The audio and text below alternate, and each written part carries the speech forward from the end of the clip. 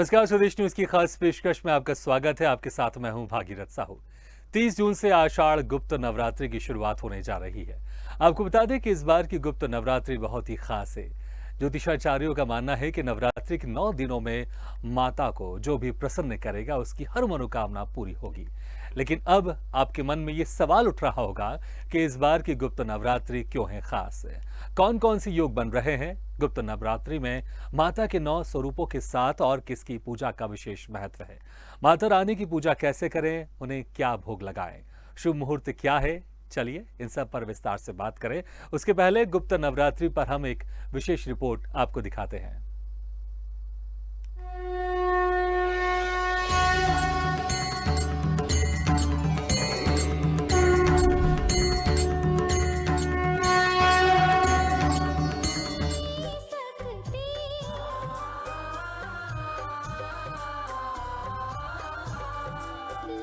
शक्ति का महापर्व, महाभक्ति के 9 दिन, माता रानी की बरसेगी कृपा, भक्तों का होगा कल्याण, बनेंगे हर बिगड़े काम। अब की बार खास योग में हो रहा आषाढ़ नवरात्रि का आगाज।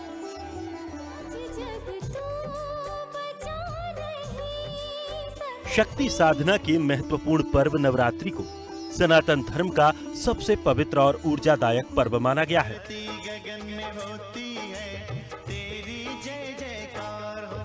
हिंदू पंचांग के अनुसार साल में 4 बार नवरात्रि आती है, जो पौष, चैत्र, आषाढ़ और अश्विन मास में पड़ती है। इसमें 2 गुप्त नवरात्रि होती हैं और 2 सामान्य। चैत्र और अश्विन नवरात्रि का हिंदू धर्म में विशेष महत्व है, जबकि माघ और आषाढ़ गुप्त नवरात्रि के बारे में बहुत कम लोग ही जानते हैं। गुप्त नवरात्रि में मुख्य रूप से तांत्रिक पूजा की जाती है। गुप्त नवरात्रि में ज्यादा प्रचार नहीं होता। गुप्त नवरात्रि में अपनी साधना को गोपनीय रखा जाता है। इस साल आषाढ़ मास की गुप्त नवरात्रि 30 जून से शुरू हो रही है, जो कि 8 जुलाई तक चलेगी। धार्मिक मान्यताओं के अनुसार गुप्त नवरात्रि में 10 महाविद्याओं की पूजा अर्चना होती है। गुप्त नवरात्र में की गई साधना जन्म कुंडली के समस्त दोषों को दूर करने वाली और चारों पुरुषार्थ धर्म, अर्थ, काम और मोक्ष को देने वाली होती है। इसका सबसे महत्वपूर्ण समय मध्य रात्रि से सूर्योदय तक अधिक प्रभावशाली बताया गया है। आषाढ़ माह में पड़ने वाली नवरात्रि को गुप्त नवरात्रि ही कहा जाता है। इस दौरान प्रतिपदा से लेकर नवमी तक मां दुर्गा के 9 रूपों की पूजा अर्चना होती है। गुप्त नवरात्र में साधक महाविद्याओं के लिए खास साधना करते हैं।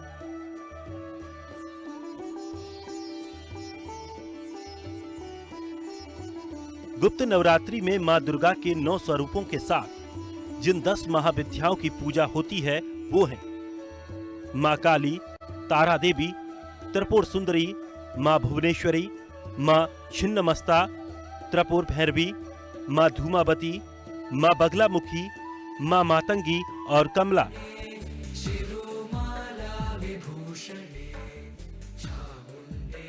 आषाढ़ की गुप्त नवरात्रि का तंत्र मंत्र और सिद्धि साधना के लिए विशेष महत्व है। ऐसी मान्यता है कि तंत्र मंत्र की सिद्धि के लिए इस समय की गई साधना शीघ्र फलदायी होती है।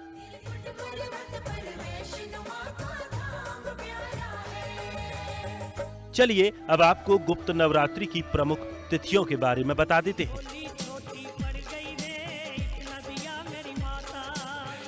प्रतिपदा तिथि, इस दिन घट स्थापना और मां शैलपुत्री का पूजन होता है।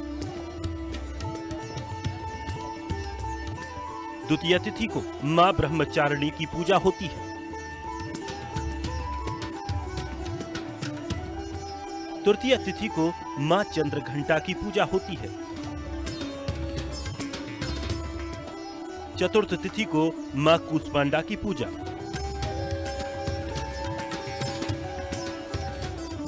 पंचमी तिथि को स्कंद माता की पूजा।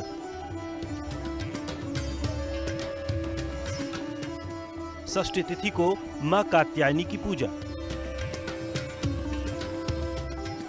सप्तमी तिथि को मां कालरात्रि की पूजा अर्चना,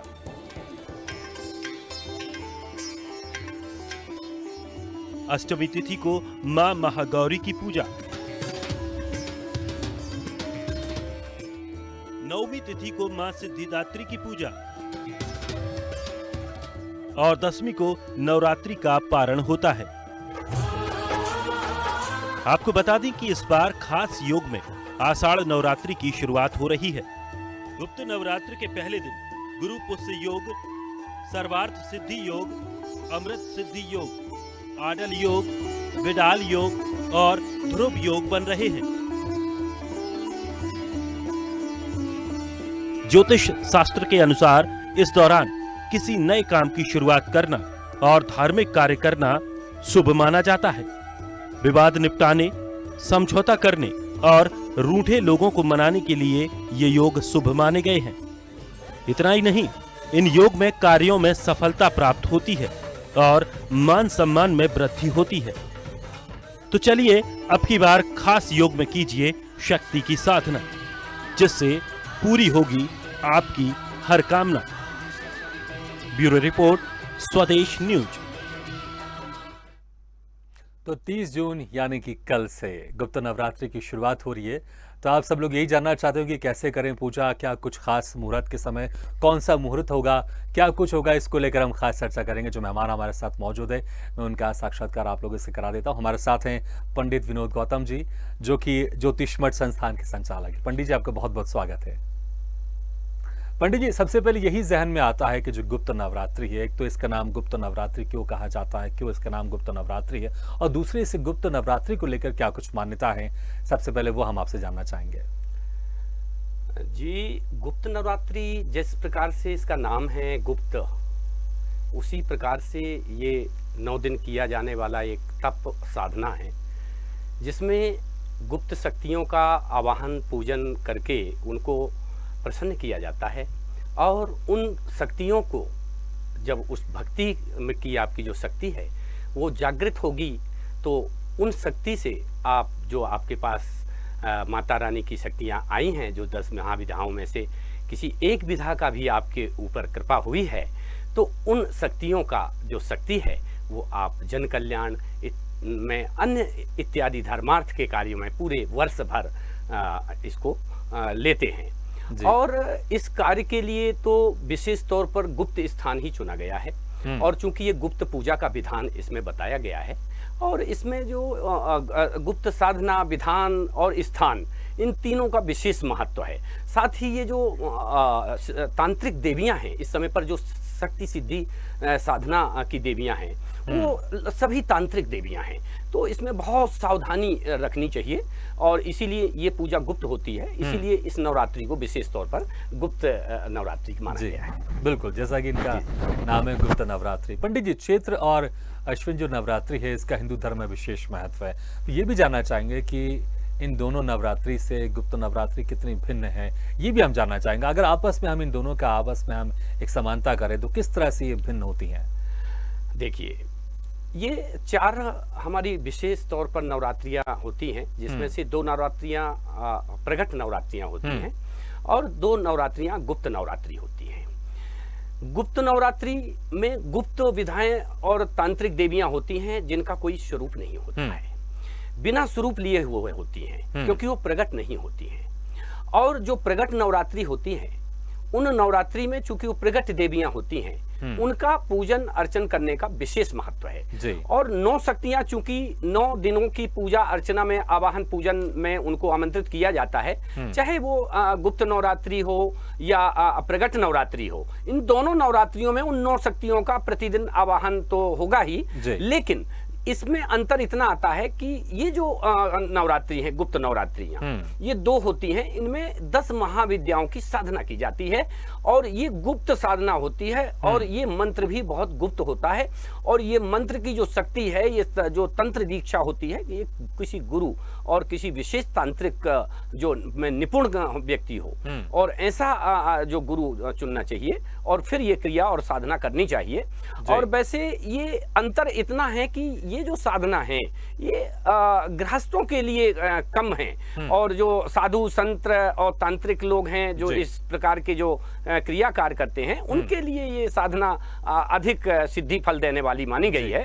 और वो जो प्रगट नवरात्रि होती है उसमें प्रगट देवियां होती हैं। अपन देखते हैं कि जगह जगह पर जी। प्रगट देवियां वहां पर रखी हुई हैं, और प्रगट देवियां उन पर फूल माला इत्यादि सब हम लोग चढ़ाते हैं, और तरह तरह के उनको पकवान नैवेद्य इत्यादि बनाते हैं, जी। और डांडिया इत्यादि नृत्य इत्यादि होते हैं। दिखावा एक प्रगट टाइप का होता जी। है, लेकिन इसमें प्रगट नहीं कर सकते हैं हम इसमें बिना पूजा सामग्री के भी माता रानी को प्रसन्न कर सकते हैं। इसमें ध्यान, योग और आपकी पूजा, मंत्र दीक्षा बहुत सहायक होती जी। है।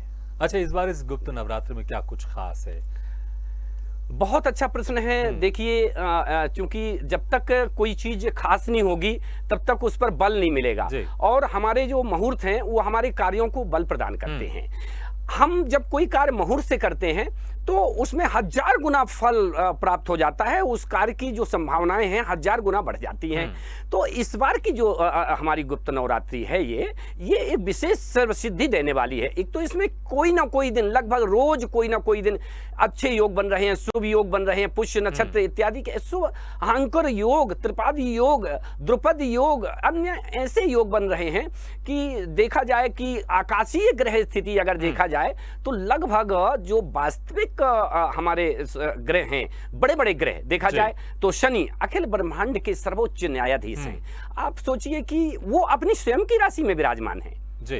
गुरु, धर्म, कर्म, पूजा पाठ, आपकी धार्मिक यात्राएं, आप जो पूजा कर रहे हैं, आप जो सिद्धि प्राप्त कर रहे हैं, उसका बल देने वाले गुरु अपनी स्वयं की राशि मीन में विराजमान हैं। तो ये सब चीजें जब धर्म कर्म, जब गुरु बल प्राप्त है आपको और न्याय का बल प्राप्त है, तो निश्चित तौर पर जब आकाश मंडल में जिस समय पर आप साधना में लीन हैं और उस समय पर ग्रहों की युति और मुहूर्तों का बल और जो योग हैं वो सर्वार्थ सिद्धि योग, द्रुपुष्कर योग, त्रिपुष्कर योग, पुष्य नक्षत्र इत्यादि जो योग हैं ये हमारी सिद्ध साधना के सफलता में बल प्रदान कर देते हैं, और वो सफलता की जो संभावना है ना वो 1000 गुना बढ़ जाती है। तो ऐसे में इस बार बहुत अच्छे सिद्ध मुहूर्त हैं जिसमें आप इन देवियों की सिद्धि कृपा प्राप्ति के लिए आराधना साधना कर सकते हैं। अच्छा, किस तरह के फल की प्राप्ति होती है जब इसमें पूजा करते हैं? जैसा आपने कहा, इसमें जो गृहस्थ जीवन वाले हैं वो कम इसमें पूजा पाठ करते हैं, जो सिद्धि प्राप्त करने को लेकर जिनका उद्देश्य रहता है वो ज्यादातर इसमें गुप्त नवरात्रि में पूजा करते हैं। अगर कोई गृहस्थ जीवन वाला भी पूजा करना चाहे तो वो क्या वो कर सकता है इसमें? बहुत अच्छा स्पष्ट प्रश्न किया है आपने, चूंकि ये गूढ़ प्रश्न है और देखा जाए तो इसका उत्तर भी गूढ़ होता है। इसके लिए सर्वप्रथम अगर हम गृहस्थ हैं और हमको किसी प्रकार से जो हमारी 10 महाविद्याओं की हमको साधना करना है, और उन 10 महाविद्याओं की साधना के लिए हमको सबसे पहले हमको गुरु ज्ञानी जो उन विधाओं में श्रेष्ठ दक्षता रखता हो उससे हमको मंत्र दीक्षा लेनी चाहिए। तत्पश्चात हमको सभी प्रकार की जो क्रियाएं हैं उनका हमको ज्ञान प्राप्त हो जाने के पश्चात प्रैक्टिकली गुरु के साथ में रह करके, अर्थात कम से कम हमको 4 गुप्त नवरात्रियों की साधना उनके साथ में करनी चाहिए। इसके पश्चात ही हम अकेले में गृहस्थ जीवन में अपने गुप्त स्थान पे, अगर गुप्त स्थान नहीं भी है तो निर्जन स्थान पे आप नहीं जा सकते हैं किसी, तो घर में भी कोई एक ऐसा स्थान जहां पर अगर कोई किसी का आना जाना ना हो, किसी का कोई विशेष हलचल वाली स्थितियां ना बने आपके कार्य साधना, क्योंकि ये एक नवरात्रि होती है, ये साधना वाली होती है। सीधे सीधे इसका जो कनेक्शन है वो सीधे माता जी से होता है। आपकी भक्ति में जितनी शक्ति होगी उसका प्रतिफल उतना ही प्राप्त होगा। अर्थात आपकी मशीन है ये अगर 5 हार्स पावर की है तो उसमें आप समझिए कि 5 हार्स पावर का ही जो गेहूं डालेंगे तो आटा आएगा। 10 हार्स पावर की है तो 10 हार्स पावर का आएगा। तो आपकी भक्ति में जितनी शक्ति है उसका प्रतिफल आपको उतना ही प्राप्त होगा। अब इनकी साधना में माता जी, चूंकि ये सभी तांत्रिक देवियां हैं, गुप्त रहस्य इनका बहुत बड़ा है, चूंकि ये 10 महाविद्याएं बस नहीं है, इसके संबंध में भविष्य में अपन चर्चा कर सकते हैं। तो ये बहुत बड़ा इनका गुप्त रहस्य है।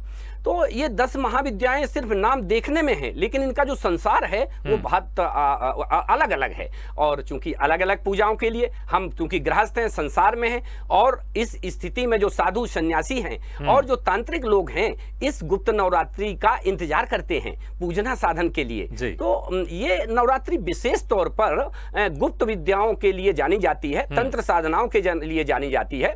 और तंत्र साधना सिद्धि प्राप्ति करने के पश्चात लोक कल्याण के लिए जब वह तांत्रिक अपने जो बुद्धि और विवेक का उपयोग करके और राष्ट्र को आगे बढ़ाता है, राष्ट्र को सर्वोपरि मानते हुए उस जो संस्कार हैं, तांत्रिक क्रियाएं हैं, जो उसकी सिद्धियां और शक्तियां और संस्कार प्राप्त किए हैं, वह पूरे वर्ष भर बांटता रहता है। तो ऐसे जो योगी होते हैं उनको ये सिद्धियां निश्चित तौर पर प्राप्त होती हैं, तो उनका विस्तार करते हैं और पूरे वर्ष भर लोक कल्याण में इन कार्यों में लगाते रहते हैं। पंडित जी, एक बहुत व्यक्तिगत सवाल करना चाहूंगा जो मैं खुद के अभी मेरे जहन में आया कि जो व्यक्ति ये सिद्धि साधना कर रहा है, अगर व्यक्तिगत तौर पर अगर किसी सिद्धि प्राप्ति के लिए कर रहा है तो उसको जल्दी इसका फल मिलता है, या फिर जो मानव कल्याण के लिए या दूसरे की मदद करने के लिए या राष्ट्र की मदद करने के लिए या राष्ट्र के लिए अगर सिद्धियां प्राप्त करने की कोशिश करता तो ज्यादा फल उसको पहले मिलता है?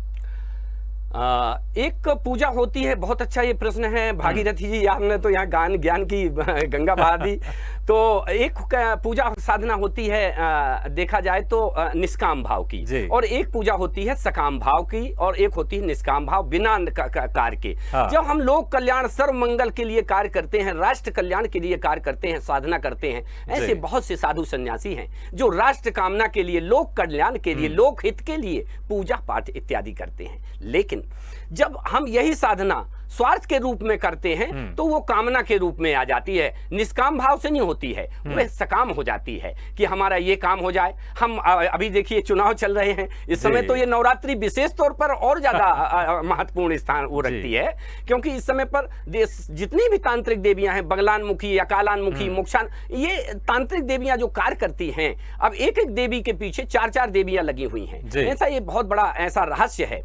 तो देखा जाए तो ये दोनों प्रकार की ऊर्जाएं प्राप्त होती हैं, लेकिन अगर आप निष्काम भाव से पूजा करते हैं, अर्थात आप जनहितकारी या लोक राष्ट्र के हित में कार्य करते हैं, तो उसमें जो शक्तियां हैं वो जल्दी प्राप्त होने की संभावना बनती है। बिल्कुल। अच्छा पंडित जी, कैसे करें ये पूजा? हालांकि बहुत ही मुझे लगता है कि गूढ़ सवाल है ये, क्योंकि इतना आसानी से इसको आप स्पष्ट शायद ना कर पाए, क्योंकि बहुत लंबा इसका प्रोसेस होगा।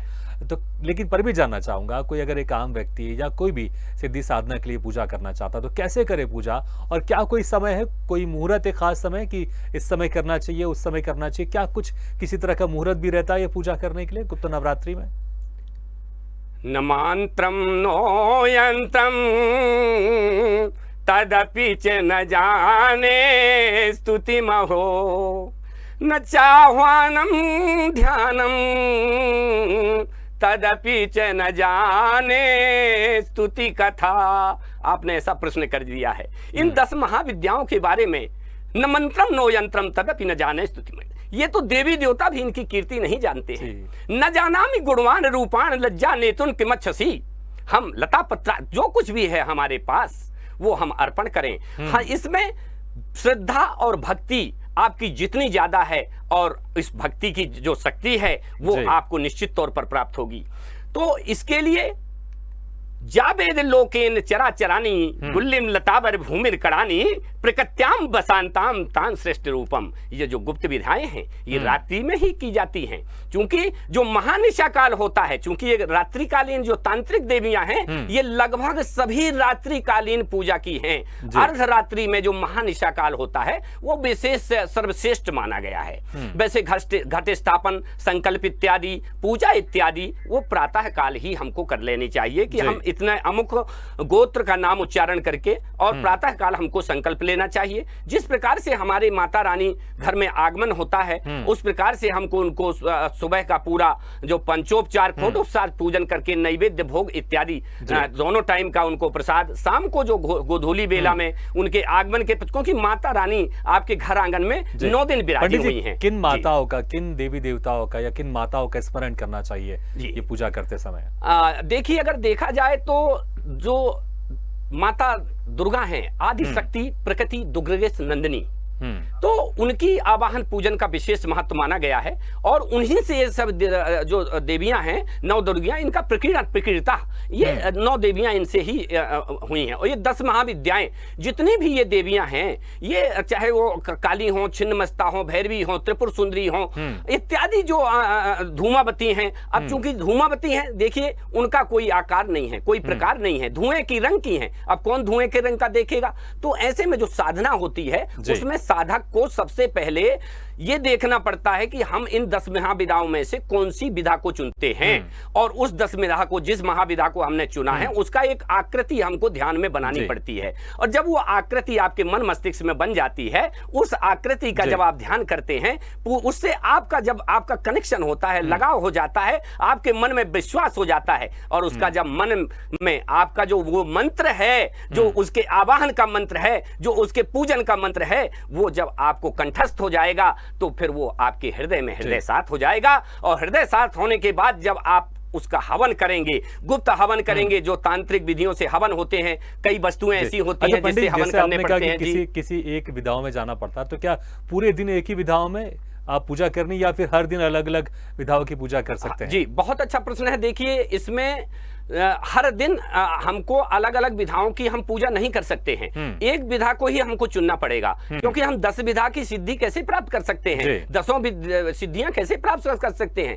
तो आप समझिए कि एक विधा को प्राप्त करने के लिए आपको कई जन्म जन्मांतर के जो पुण्य है, उसका जो संयोजित फल है, वो लेकर के आप बैठे हैं, तब आपको कहीं एक विधा का फल प्राप्त कोई होगा। अब पहली बार शुरू करने जा रहा है इस विधा पर पूजा, तो सबसे पहले कौन सी वो विधाएं हों जिसको वो पूजा करना शुरू करें? पहले तो वो माता जी के ऊपर भरोसा करे, और देखा जाए तो हृदय साथ करे वो, और मन में विश्वास करके दुर्गा अंबिका की पूजा करे, और 9 दिन 9 देवियों का ध्यान करे, क्योंकि 9 देवियां ये चूंकि शक्ति का प्रतीक मानी गई हैं, चाहे वो गुप्त नवरात्रि हो, चाहे प्रकट नवरात्रि हो, इन 9 देवियों का ध्यान करने के पश्चात वो अपनी सिद्ध देवी, जो उसकी इष्ट देवी हो, जो उसकी इष्ट देवी की जो शक्ति हो, अर्थात जो महाविधा है ये इष्ट देवी की जो शक्ति है, जैसे बगलानमुखी, अकालानमुखी। अब देखिए, इन इष्ट विधा की जो शक्ति है, ये गुरु ही बता सकता है इसका। एक मैं आपको थोड़ा सा वृत्तांत बताना चाहूंगा।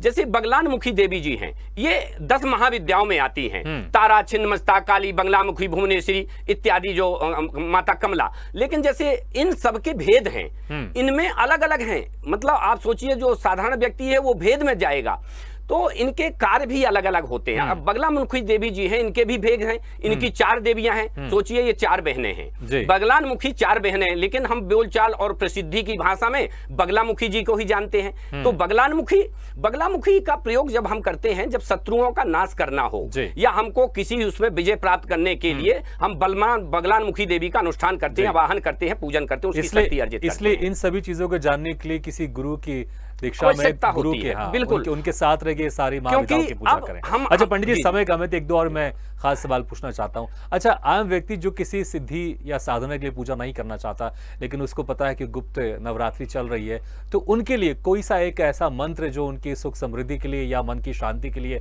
वो इस गुप्त नवरात्रि में उसका जाप कर सकते हैं? कोई अगर ऐसा मंत्र हो तो हम चाहेंगे जरूर आप बताएं हमारे दर्शकों को। ऐसे तो बहुत सारे मंत्र हैं माता जी के लिए, लेकिन नवार्ण मंत्र इस समय पर बहुत ही प्रभावशाली, और देखा जाए तांत्रिक जो देवियां हैं उनको आकर्षित करने वाला होता है। तो इस समय पर ओम ऐं ह्रीं क्लीं चामुंडाई विच्चे महाकाली महालक्ष्मी महासरस्वती देव्यै नमः, या फिर अगर आप ऐं ह्रीं क्लीं चामुंडाई विच्चे भी कर सकते हैं। ओम लगा दें तो और अच्छा फल मिल जाएगा।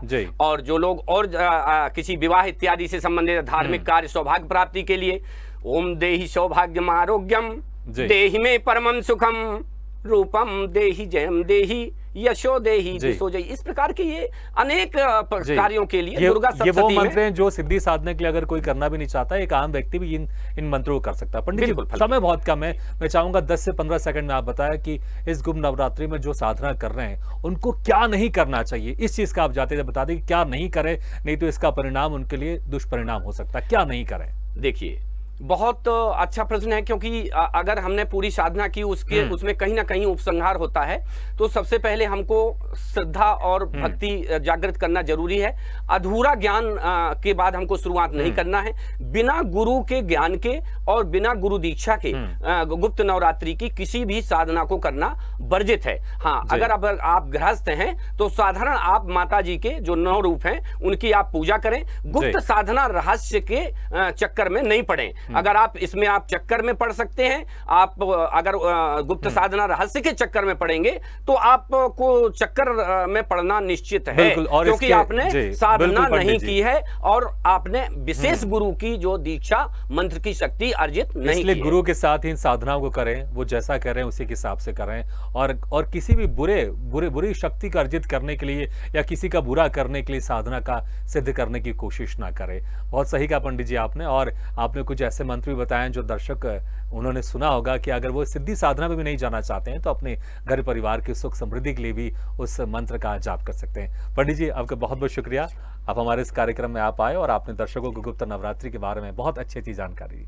बहुत बहुत शुक्रिया। तो इसी के साथ है शक्ति की साधना में फिलहाल इतना है, लेकिन खबरों का सिलसिला लगातार जारी, आप देखते रहिए स्वदेश न्यूज, सबसे पहले देश।